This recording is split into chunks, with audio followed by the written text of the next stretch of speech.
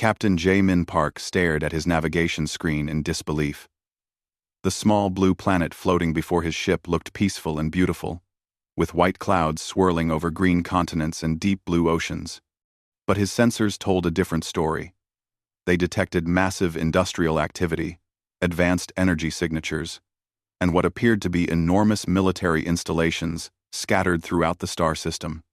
This was Earth, the silent planet that had ignored every invitation from the Galactic Council for 50 years.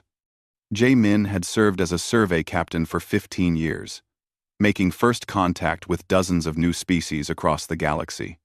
He had seen primitive worlds with stone tools and advanced civilizations with crystal cities floating in space. But he had never encountered anything like this. The Galactic Council represented over 200 species from across the Milky Way galaxy. They lived together in peace, sharing resources and knowledge, while following strict laws about war and territorial disputes. Every intelligent species eventually joined the Council once they developed space travel and showed they could follow galactic law. Every species except the humans. 50 years ago, the Council had detected radio signals coming from Earth. The transmissions showed that humans had developed technology and were beginning to explore their solar system. Following standard procedure, the Council sent friendly invitation signals to Earth, welcoming them to join the galactic community. The humans never responded. The Council sent more signals, using different frequencies and languages. They included mathematical proofs, star charts, and peaceful greetings in hundreds of forms. Still, the humans remained silent. Decades passed with no word from Earth. Some council members believed humans were too primitive to understand the signals. Others worried that humans might be hostile, deliberately ignoring galactic law. A few suggested that humans were simply not ready to join the larger universe and should be left alone to develop naturally. Elder Thex of the Zephyrians had been one of the strongest voices for patience. The Zephyrians lived in beautiful crystal cities that grew like living things from their mountain worlds. They believed that wisdom came slowly and that rushing young species often led to disaster. But even Elder Thex was losing patience with the silent humans. Commander Vorth represented the Korgath, a species that had evolved on volcanic worlds filled with molten rock and burning gases. The Korgoth were warriors by nature, but they had learned to channel their fighting spirit into protecting peaceful species from pirates and criminals. Commander Vorth believed that silence meant hostility, and hostility meant danger to the galaxy. The Verdani took a different approach. These plant-like beings could photosynthesize starlight and lived for thousands of years in great forest cities that covered entire continents. Bloomsinger Lith, their representative, suggested that humans might simply think differently than other species. Perhaps they were listening but did not know how to respond properly. Jae-min had been assigned to make one final check on Earth before the Council decided what to do about the silent humans. His ship, the Harmony's Light, was equipped with the most advanced sensors and communication equipment in the galaxy. If humans were trying to communicate, he would find their signals. But what he found instead shocked him completely. His long-range scanners detected thousands of artificial structures throughout the Earth system. Massive space stations orbited the planet's moon. Huge industrial complexes floated in the asteroid belt between Mars and Jupiter. Most disturbing of all, his military scanners identified what looked like weapons platforms and defensive installations positioned at strategic points around the solar system. The humans had not been silent because they were primitive or afraid. They had been silent while building what appeared to be the largest military force Jae-min had ever seen. His communication officer, a young Zephyrian named Crystal Song Vex, looked up from her station, with confusion in her large, multifaceted eyes. "Captain, I am detecting thousands of artificial energy signatures, but no communication attempts directed toward galactic space. The humans are transmitting constantly within their own system, but they seem to be using encrypted military channels." Jae-min felt a chill run down his spine. In 50 years of galactic peace, no species had ever prepared for war while ignoring Council contact attempts. Most new species were eager to join the galaxy and learn from older civilizations.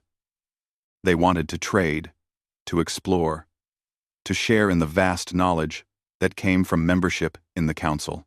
The humans appeared to want none of these things. "Sir," called his tactical officer, a Korgoth warrior named Stonefire Kex, "I am reading what appear to be weapons signatures from several of those installations.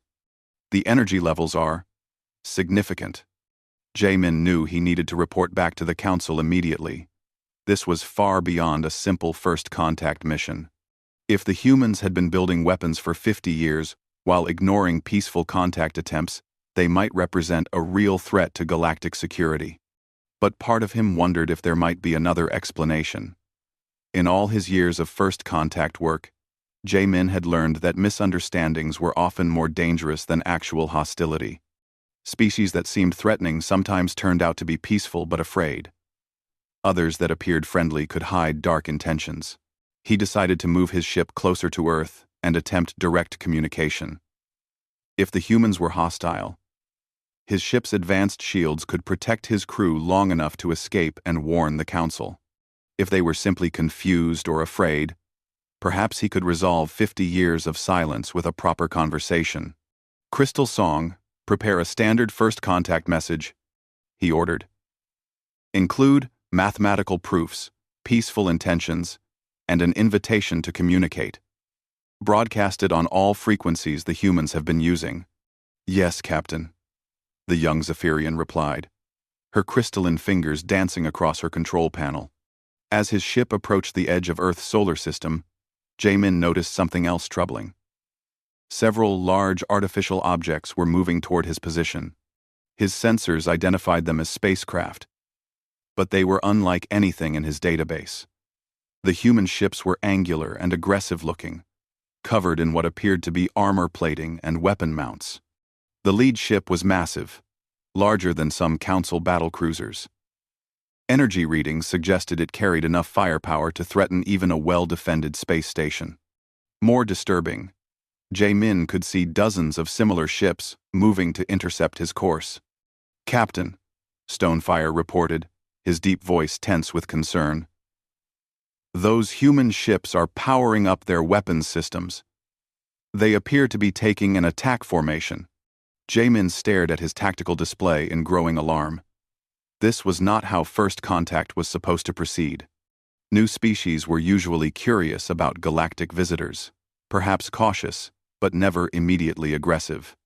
The largest human ship opened a communication channel. The transmission was rough and filled with static, but Jamin could make out a human voice speaking in their primary language. "Unknown vessel, you are entering Earth defensive space. Identify yourself immediately, or you will be considered hostile." The tone was harsh and threatening, nothing like the usual excited curiosity of species making first contact with the galaxy. These humans sounded like they had been preparing for this moment for a very long time. Jamin realized with growing dread that he might be looking at the beginning of the first galactic war in over 3 centuries. Somehow, the peaceful invitation signals the Council had been sending for 50 years had been interpreted as threats. The humans had not been ignoring the galaxy, they had been preparing to fight it. Admiral Sujin Kim stood in the command center of Luna Base, watching dozens of holographic displays that showed the current state of human space. Red indicators marked defensive positions throughout the solar system. Green lights showed the locations of Earth's massive fleet. Blue symbols tracked the movement of colony ships, carrying civilians to safety in the outer planets. After 50 years of preparation, humanity was finally facing the invasion they had always known would come. Luna Base was carved deep into the moon's surface, protected by layers of armor and defensive shields. It served as the central command post for Earth's Global Defense Council, a unified military organization that had replaced the old United Nations when humanity discovered they were not alone in the universe. The walls of the command center were lined with screens showing data from across human space. Mars colonies reported their defensive systems were ready. The asteroid belt mining stations had been converted into weapons platforms.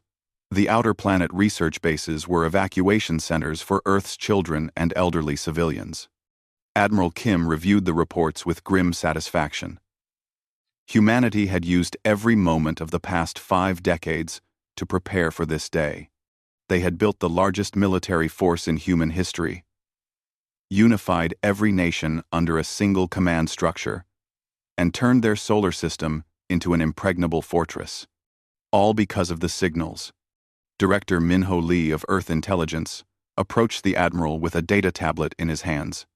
His face was tense with worry as he delivered the latest analysis of alien communications intercepted by Earth's deep space monitoring stations. "Admiral, we are still picking up transmissions from the approaching vessel," he reported. "Our translation computers are having difficulty with the alien language, but the message appears to be some kind of ultimatum. They are demanding we respond to their signals or face consequences." Admiral Kim nodded grimly. The pattern had been consistent for 50 years. The aliens would send signals demanding surrender, compliance, and submission to their galactic empire. When humanity remained silent, the signals became more threatening. Now, they had finally sent a warship to enforce their demands in person. The story had begun decades ago, when Earth's deep space communication array first detected artificial signals from beyond the solar system. At first, scientists had been excited to discover that humanity was not alone in the universe. They had dreams of peaceful contact, shared knowledge, and friendship with alien civilizations. Those dreams had died quickly when Earth's translation computers began decoding the alien messages. The signals spoke of joining or facing judgment, and bringing your world into line with galactic law. They included detailed star charts, showing the locations of hundreds of alien worlds, apparently demonstrating the size of the empire that was demanding Earth's surrender. The aliens described something called the Galactic Council, that controlled vast regions of space and enforced its will on primitive species.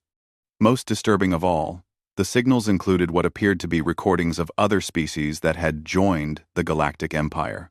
The aliens broadcast the surrender ceremonies of dozens of worlds, showing primitive peoples kneeling before advanced alien technology and accepting their place as junior members of galactic civilization. Humanity's leaders had been horrified by these recordings. The aliens were clearly conquerors who used their advanced technology to force weaker species into submission. They offered the choice between voluntary surrender and military conquest, but it was no real choice at all. Earth's governments had made a unanimous decision. Humanity would not go quietly into alien slavery. The early years had been difficult as Earth's nations struggled to work together against the alien threat. Old rivalries and territorial disputes seemed meaningless when faced with invasion from space. Gradually, the Global Defense Pact had evolved into a true world government focused entirely on protecting human freedom. Captain Eugene Choi, Earth's leading expert on xenobiology, had argued for years that the alien signals might be misunderstood. She believed that advanced civilizations might have peaceful intentions despite their threatening language. Perhaps the translation computers were making errors, or human culture was interpreting neutral statements as hostile. But Captain Choi's voice had been overwhelmed by the evidence. The aliens had continued sending signals for decades, and every message seemed to demand submission to their galactic government. They had never offered genuine friendship or equal partnership. They wanted subjects, not allies. Admiral Kim remembered the day when Earth's deep space sensors had detected the first alien probe entering the solar system. The small, automated craft had appeared 3 years ago, scanning human installations and recording defensive positions before disappearing back into interstellar space. Clearly, the aliens were planning their invasion carefully. Now they had sent a larger ship, probably to deliver a final ultimatum before the main invasion fleet arrived. Admiral Kim was not surprised that they had chosen to approach during the day cycle when Earth's population was active and could witness humanity's surrender. The aliens would be disappointed. "Director Lee," Admiral Kim said, "what is the status of our fleet deployment?" "All ships are in position, Admiral," Lee replied, consulting his data tablet. "Admiral Park commands the Outer System Defense Fleet with 800 ships. Admiral Jung leads the Inner System Fleet with 600 vessels. Admiral Moon's evacuation fleet is moving the last civilian transports to the outer colonies. Admiral Kim nodded with satisfaction. Earth's fleet was not as advanced as alien technology, but it was larger than anything humanity had ever assembled before. More importantly, human crews were fighting to protect their homes, their families, and their freedom. That gave them an advantage no alien invader could match. The communication board chimed with an incoming transmission from the approaching alien vessel. Admiral Kim gestured for the translation computers to begin working on the signal. After a few moments, the translated message appeared on the main display screen.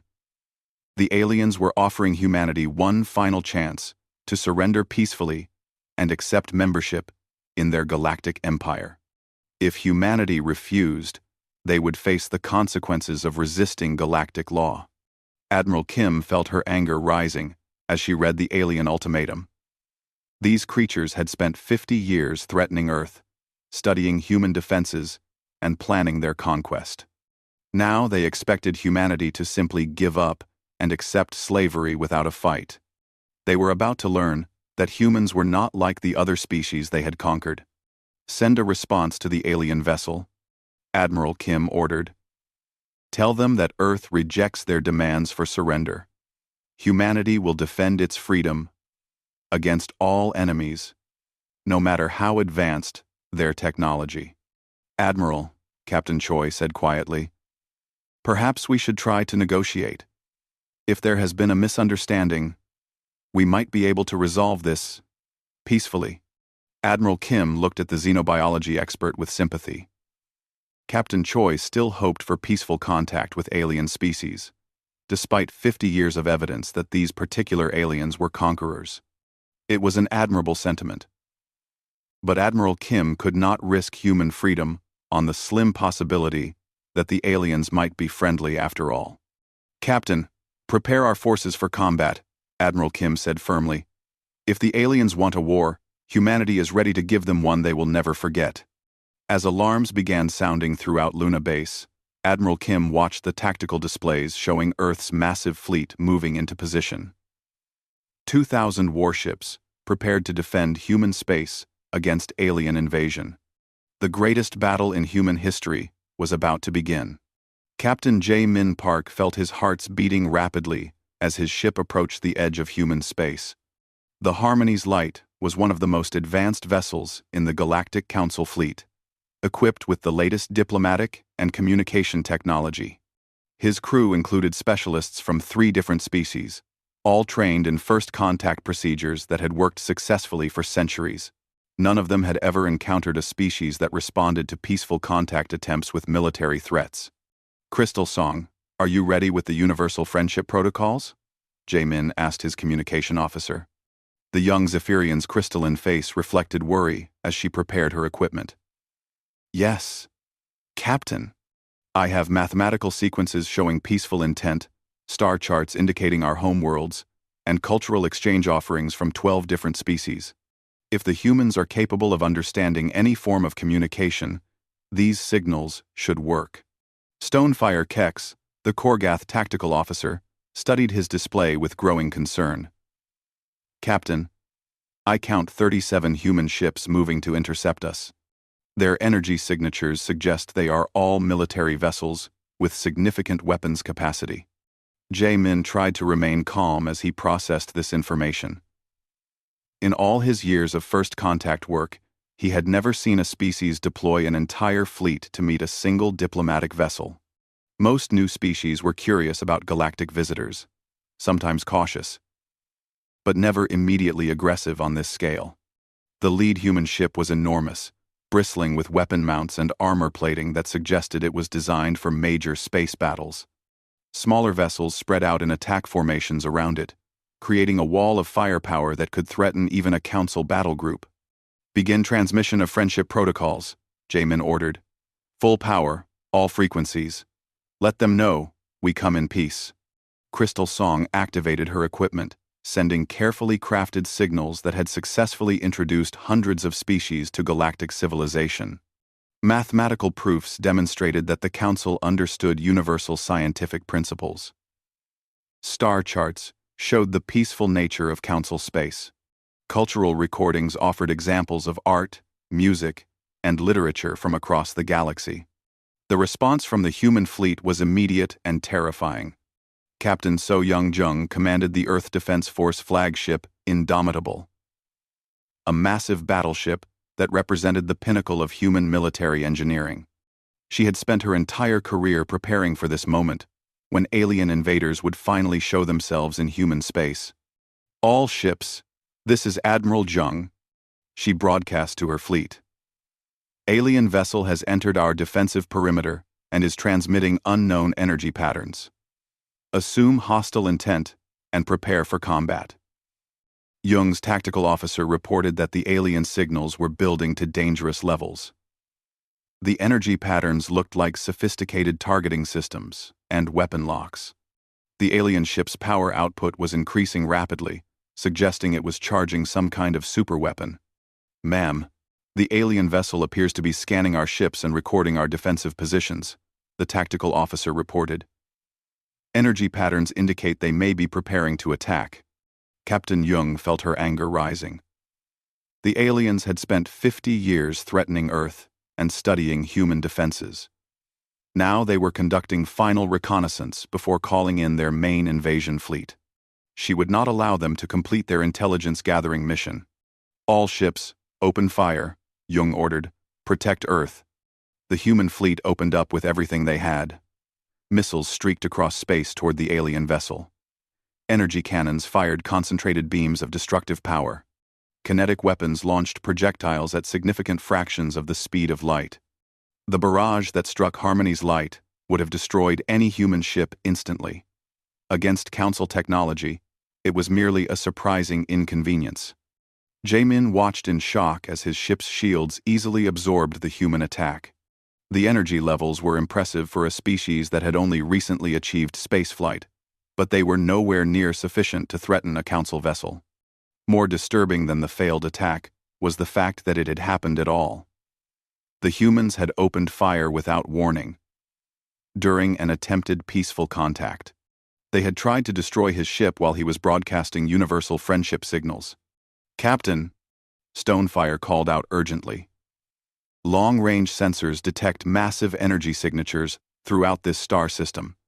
There appear to be thousands of additional human ships moving toward our position." Jaemin felt a chill of fear as he realized the scope of what he was facing. This was not a misunderstanding or a defensive reaction by a frightened species. The humans had deployed their entire military force to attack a single diplomatic vessel. "Crystal Song, send an emergency signal to the Council," he ordered. "Code Red Priority. Report that humans are hostile and have attacked without provocation. Request immediate military support." The young Zephyrian's crystalline features reflected confusion and fear as she prepared the transmission. "Captain, perhaps there has been a misunderstanding. New species often react with fear when they encounter advanced technology. They opened fire during a peaceful contact attempt." Jaemin replied grimly. "That is not fear. That is an act of war." The human ships continued their attack, firing wave after wave of weapons at his vessel. The energy expenditure was enormous, suggesting they were willing to use up significant resources to destroy a single Council ship. More human vessels were arriving constantly, surrounding Harmony's light with a growing fleet of warships. Stonefire's tactical analysis revealed the truth about human military capabilities. "Captain, these humans have built the largest space fleet I have ever seen outside of Council records. They have thousands of ships armed with weapons, designed specifically for ship-to-ship combat."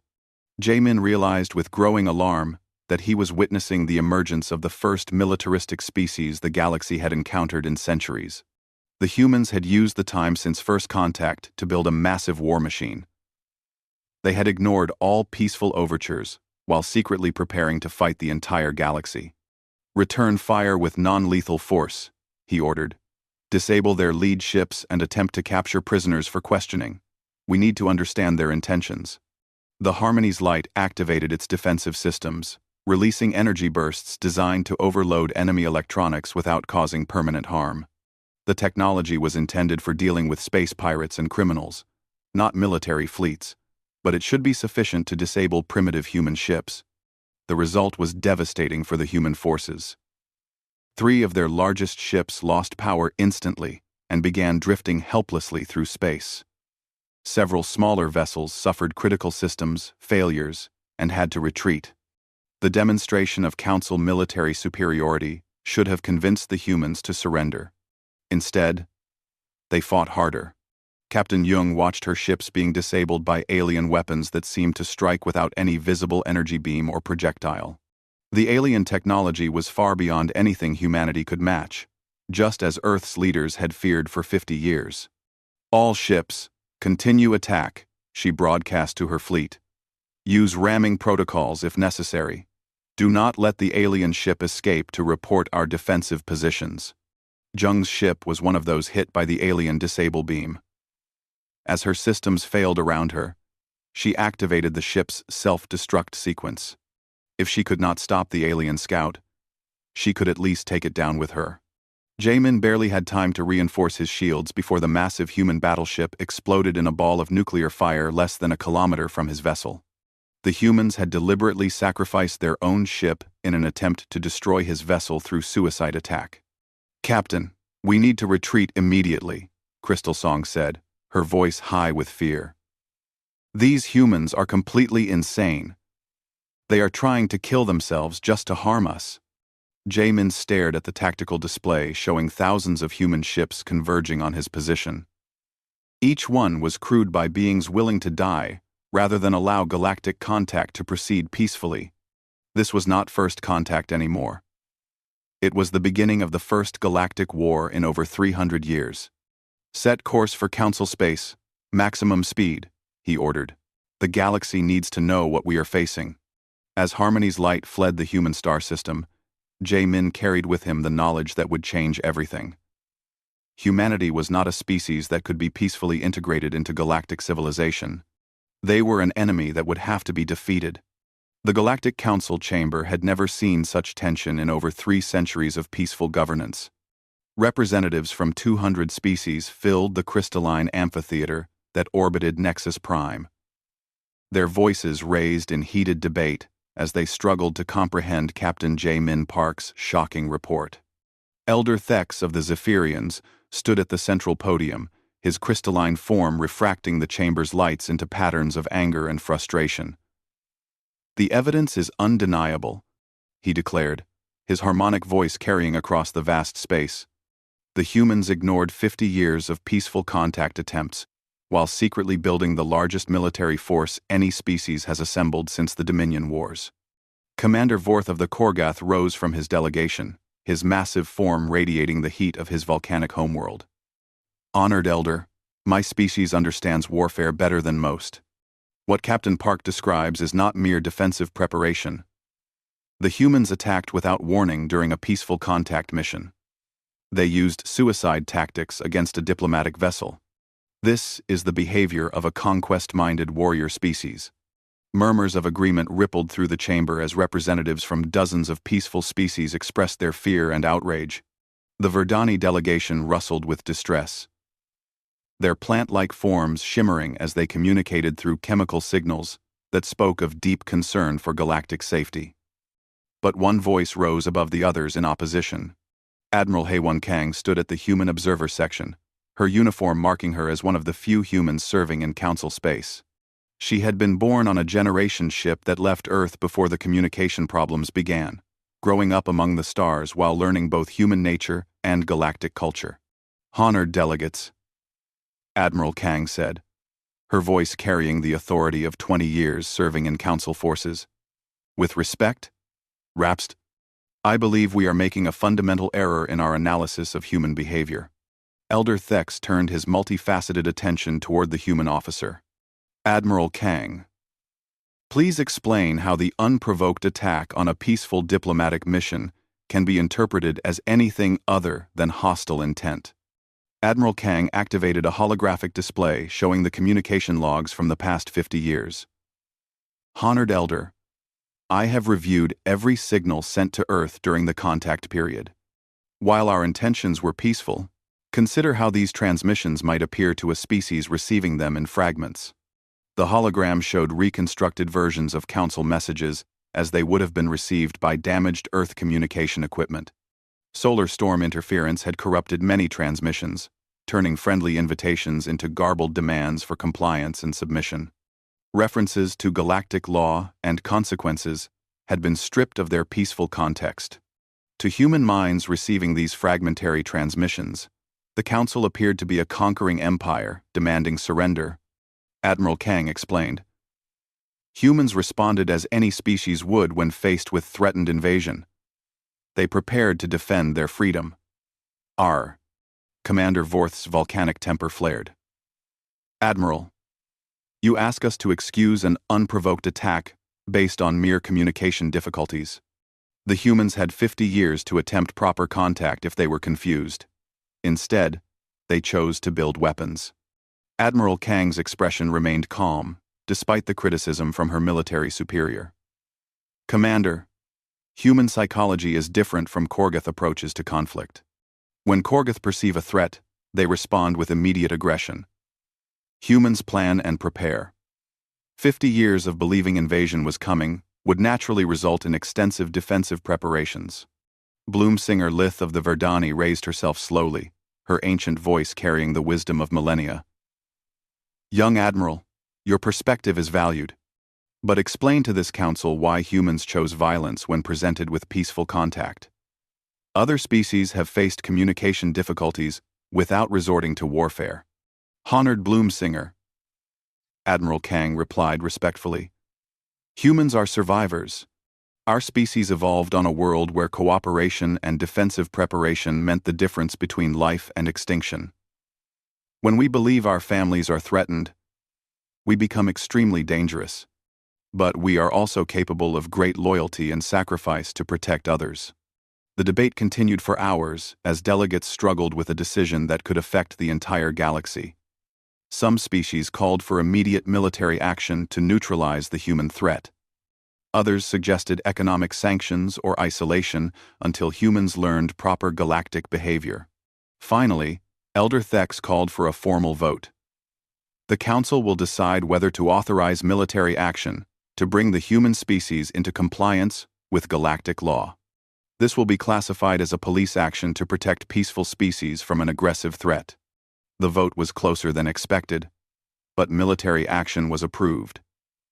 Elder Thex authorized the assembly of a Council enforcement fleet consisting of 500 ships from 12 different species.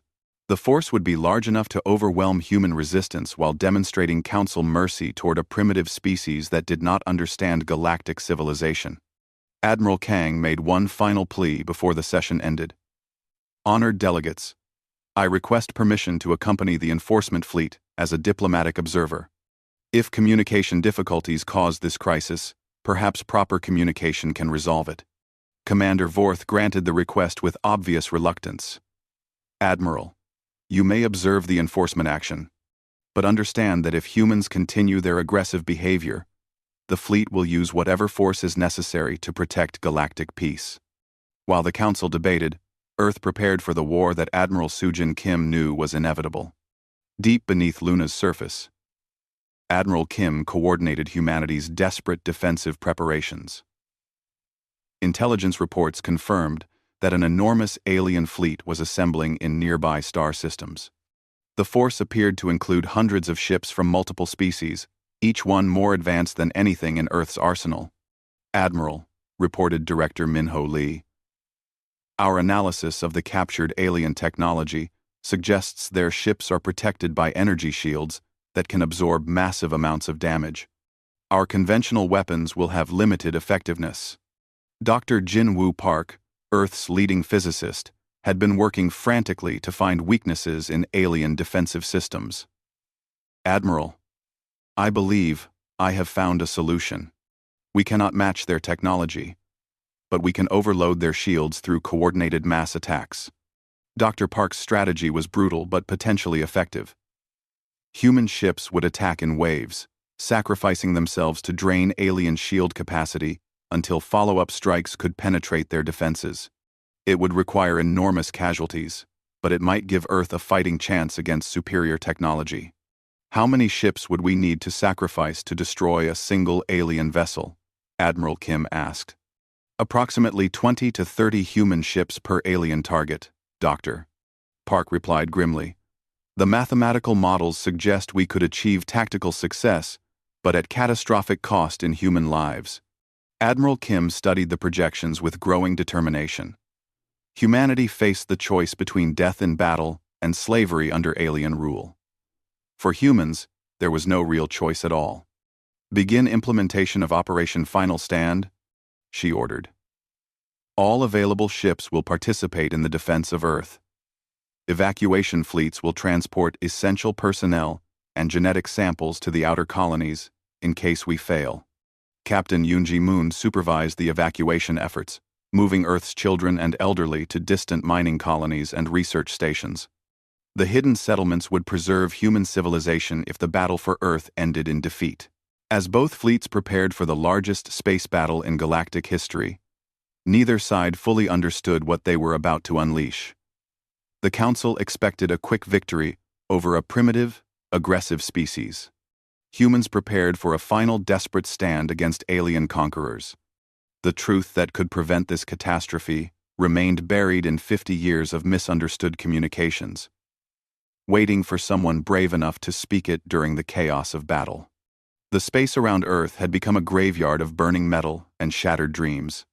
Admiral Soojin Kim watched from the bridge of her flagship as humanity's greatest fleet engaged in the most desperate battle in human history. 2,000 Earth warships fought against 500 Council vessels in a conflict that would determine whether humanity lived free or died fighting. The battle had been raging for 6 hours, and the results horrified both sides. Human tactics had shocked the alien commanders completely. Earth ships did not retreat when damaged, or surrender when outgunned. Instead, they used ramming attacks, reactor explosions, and coordinated suicide strikes that overwhelmed alien defenses through sheer brutal determination. Captain Young's destroyer squadron had crippled a Korgath battlecruiser by ramming it with 3 ships simultaneously. Admiral Park's outer fleet had destroyed a Zephyrian carrier by detonating their ammunition supplies while grappled to its hull. Everywhere the Council looked, humans were willing to die rather than accept defeat, but the cost was devastating. Earth's fleet was being systematically destroyed despite their tactical successes. Advanced alien shields could absorb enormous damage before failing, while human ships were fragile and vulnerable. For every Council vessel destroyed, humanity lost 30 ships. Admiral Kim knew that Earth's defensive fleet would be annihilated within hours, but she also knew that humans had made their enemies pay such a terrible price that the galaxy would remember this battle forever. Admiral, her communication officer reported, we are receiving a transmission on human emergency frequencies. The message is coming from the alien fleet. Admiral Kim frowned in confusion. The aliens had been maintaining communication silence throughout the battle, coordinating their attacks through encrypted channels that human computers could not decode. Why would they broadcast on human frequencies now? Put the transmission through, she ordered.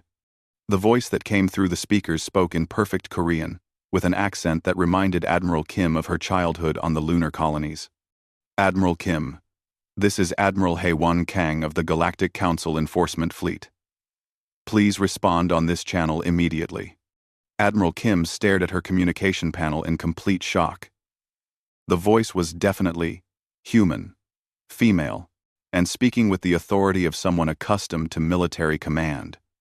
But how could there be a human serving with the alien invasion fleet? This is Admiral Kim, she responded cautiously. Identify yourself properly. Admiral, my name is Haewon Kang. I was born on the generation ship New Sol that left Earth 80 years ago. I serve as a strategic advisor to the Galactic Council. Admiral, you must listen to me very carefully. This battle is based on a terrible misunderstanding. Admiral Kim felt her world shifting as she tried to process this information. A human generation ship? Council service? Nothing about this made sense, with 50 years of intelligence analysis about the alien threat. Admiral Kang, if that is your real name, explain how humans are serving with the alien forces that have been threatening Earth for decades. Admiral Kim, the Council has never threatened Earth. Admiral Kang replied urgently. For 50 years, the galaxy has been sending peaceful invitation signals to Earth. We wanted humanity to join the galactic community as equal partners. Your communications equipment was damaged and only received fragments of our transmissions. On the Council command ship, Admiral Kang was fighting her own desperate battle against time and military protocol. Commander Vorth had forbidden her from interfering with the enforcement operation, but she could not stand by while two civilizations destroyed each other over a communication failure. Admiral Kim, I have access to the original Council transmission logs. Admiral Kang continued. The messages your people received were corrupted by solar storm interference. What appeared to be demands for surrender were actually invitations to join a peaceful alliance of species. Admiral Kim wanted to believe the human voice speaking to her. But 50 years of preparation for alien invasion could not be dismissed easily. Admiral Kang, even if what you say is true, your Council fleet is currently attacking Earth. How do you explain that? Read. The Council believes humanity is an aggressive species that attacked their diplomatic vessel without provocation. Admiral Kang admitted. They think you are conquerors preparing to invade galactic space.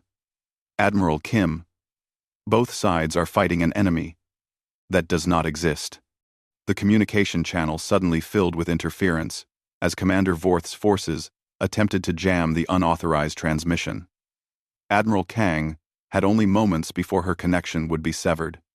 Admiral Kim, the Council does not want to destroy humanity. They want to stop what they believe is an aggressive threat to galactic peace. If you can convince them that humans are not conquerors, this battle can end. The transmission cut off, leaving Admiral Kim staring at her communication panel while explosions lit up space around her flagship. She looked around her bridge at officers who had spent their entire careers preparing for this moment. Their faces reflected the same confusion and desperate hope that she felt. Ma'am, her tactical officer reported, the alien fleet has stopped firing. They appear to be holding position. Admiral Kim realized that Admiral Kang had managed to convince her alien commanders to pause their attack. This might be humanity's only chance to prevent mutual annihilation. All Earth forces, this is Admiral Kim, she broadcast to her fleet. Cease fire immediately. Maintain defensive positions, but do not engage alien targets unless fired upon. The sudden silence in space was deafening after hours of constant battle. Burning wreckage from both fleets drifted between the opposing forces, while commanders on both sides tried to understand what was happening. Admiral Kang's voice returned to the communication channel, now accompanied by translation static as multiple species listened to the conversation. Admiral Kim, I am speaking with Council Fleet Commander Vorth of the Korgath. He wants to know if humanity is willing to engage in peaceful negotiations. Admiral Kim looked at her tactical display, showing the 1,000 human ships that remained operational. They were outnumbered and outgunned, but they had proven that humanity would not surrender easily. Perhaps that demonstration of strength would earn them respect rather than conquest.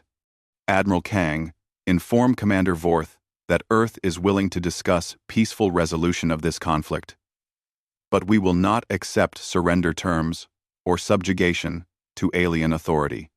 Commander Vorth responds that the Council does not want human subjugation. They want to understand why humanity attacked their diplomatic vessel, and whether humans can coexist peacefully with other species. The negotiations that followed were conducted in the shadow of burning starships and the memory of thousands of dead soldiers on both sides. But gradually, carefully, the truth emerged from 50 years of miscommunication and fear. Earth had never received proper Council invitation signals. The galaxy had never intended to threaten humanity. Both sides had prepared for a war against an enemy that existed only in their misunderstanding of each other. 3 days after the battle ended, Admiral Kim and Admiral Kang met in person aboard a neutral station constructed from the wreckage of both fleets. The two women looked remarkably similar despite their different backgrounds, both bearing the confident bearing of professional military officers and the weight of commanding forces in humanity's most important battle. "Admiral Kim?" Admiral Kang said as they shook hands. "I want to apologize for the Council's failure to establish proper communication with Earth. If we had tried harder to verify our signals were being received correctly, this tragedy could have been prevented." Admiral Kim nodded solemnly. "Admiral Kang, I apologize for humanity's attack on your diplomatic vessel. We believed we were defending our freedom against conquest. We never intended to start a war with peaceful species. The aftermath of the battle changed everything for both humanity and the galaxy. Earth's defensive capabilities forced the Council to recognize humans as equals rather than primitives requiring guidance. The Council rewrote their first contact protocols to prevent future communication failures. Most importantly, the 2,000 human warships that had nearly started a galactic war became symbols of humanity's determination to defend their freedom and their willingness to fight impossible odds for what they believed was right. Admiral Kim and Admiral Kang worked together to create new diplomatic channels between Earth and the galactic community. They established emergency communication procedures to prevent future misunderstandings and created cultural exchange programs to help humans integrate into galactic civilization. When humanity finally joined the Galactic Council, they did so as partners who had proven their strength rather than supplicants begging for acceptance. The galaxy learned to respect human courage and determination, while humans learned that the universe was far larger and more wondrous than they had ever imagined. The memorial built from the wreckage of the battle bore a simple inscription in both human and galactic languages. "Let all species remember that the greatest battles are often fought against enemies that exist only in our failure to understand each other." And in the vast archives of galactic history, the Battle of Earth would be remembered not as humanity's first defeat, but as the day two civilizations chose to stop fighting long enough to hear the truth.